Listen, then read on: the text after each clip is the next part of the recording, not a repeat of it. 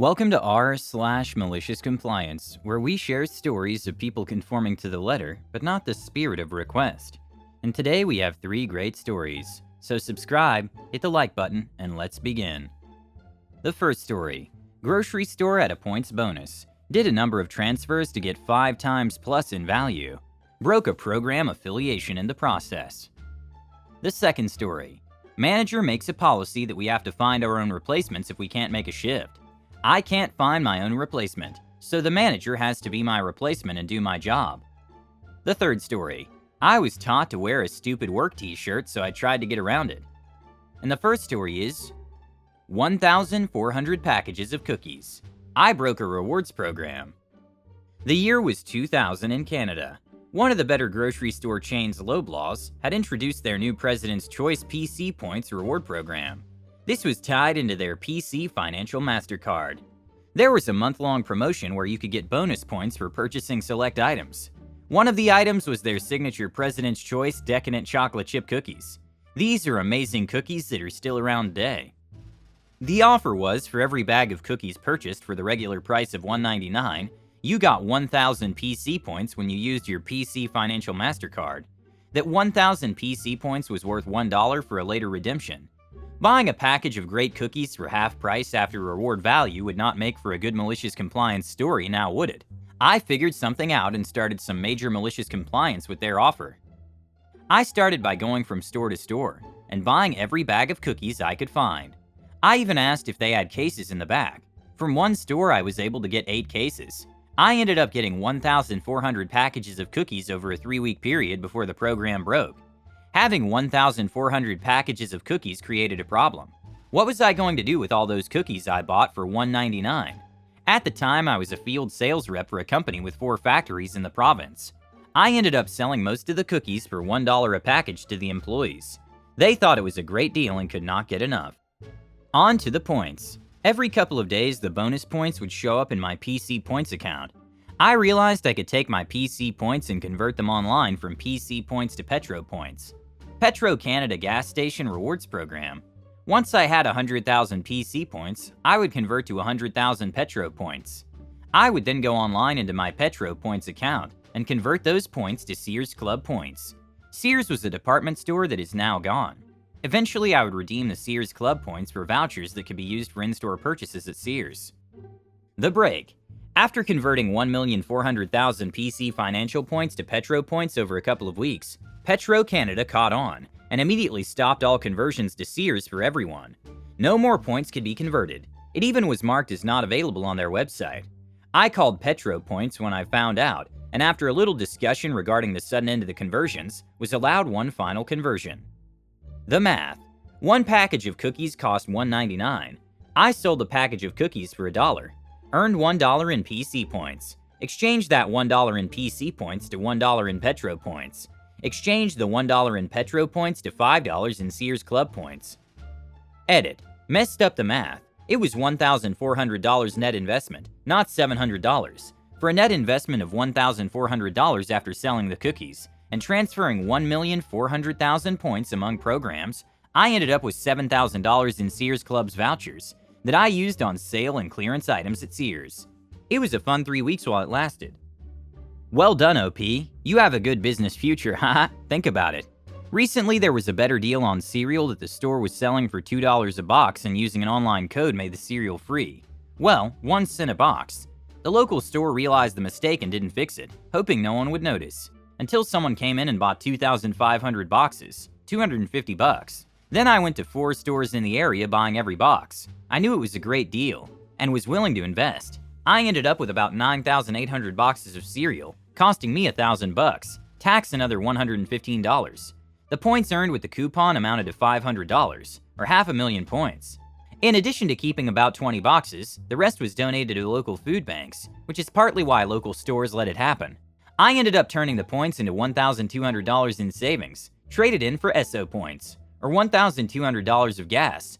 Currently means half a tank of gas, haha, good deal. The next story is, if you're unable to work, you must find your own replacement. Have fun being my replacement.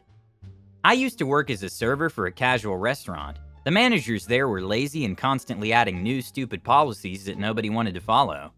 I was generally a good employee. I showed up on time, worked to the best of my ability on my shift, even going above and beyond for customers at points, because the customers' opinions mattered way more to me than that of the managers.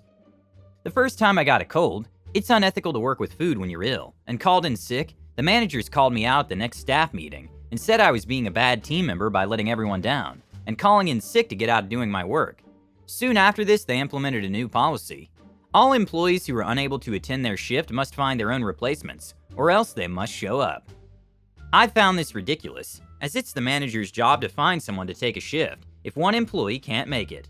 So one morning when I woke up with a high fever at 9 a.m., I spent the hour texting the limited amount of coworker contacts if they could cover my shift for me. Of course, they all said no. It was pretty last minute. So after an hour of attempting to find my replacement, I called the manager at 9:55 a.m., 5 minutes before my shift was supposed to start. The conversation went as follows.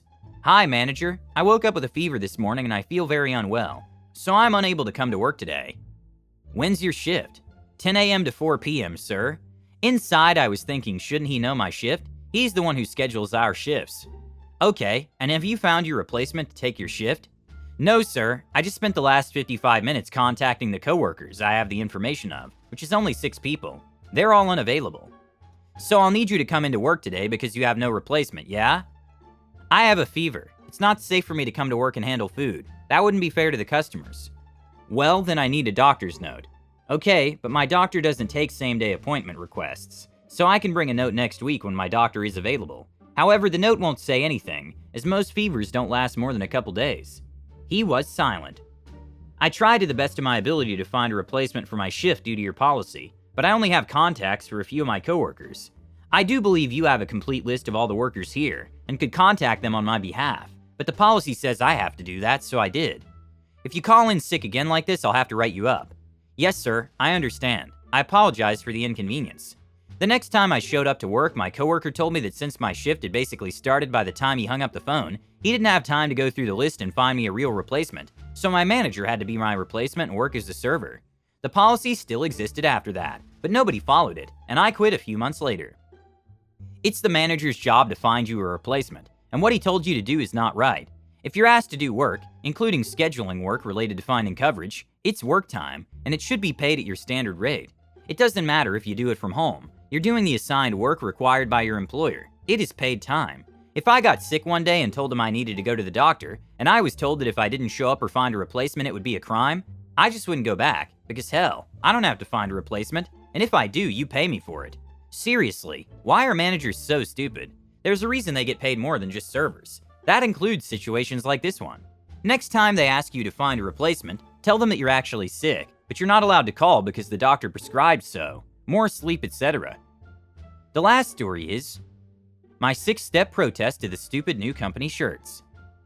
I, 21 male, work at a grocery store. Started as a courtesy clerk or bag boy for the uncultured, but recently I've been training to be a checker. Yesterday I was scheduled as a courtesy clerk, and I assumed it was going to be a normal day. Several months ago, the dress code was relaxing to a significant degree, before we had to wear one of a few different company-issued shirts. However, mid-December we were told that now we could wear whatever we want within reason. Apparently, the store director has a different definition of within reason than the rest of us. So I started wearing my favorite shirts, normally the one from Ruby or one with Transformers on it. Yesterday I wore the TF shirt. Upon arrival, everyone was wearing the same blue shirt advertising the store's new mobile game. You know how some stores have promotions where you get a few tickets with every purchase that you can then redeem for a chance to win prizes? Well, someone at corporate decided to do that, but in mobile game form.